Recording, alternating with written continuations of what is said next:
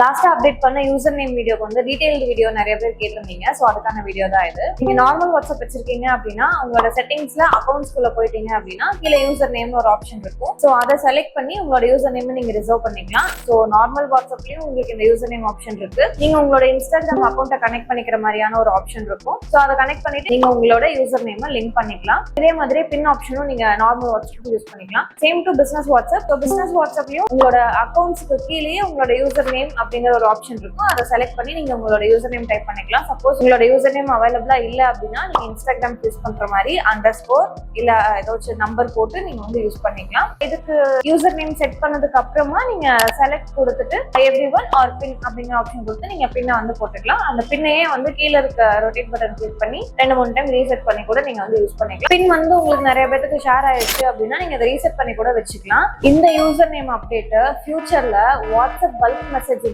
Affect பண்றதுக்கான chances நிறையவே இருக்கு. இதை பத்தின டீடைல்ஸ் நான் நெக்ஸ்ட் வீடியோல சொல்றேன். மறக்காம ஃபாலோ பண்ணிக்கோங்க.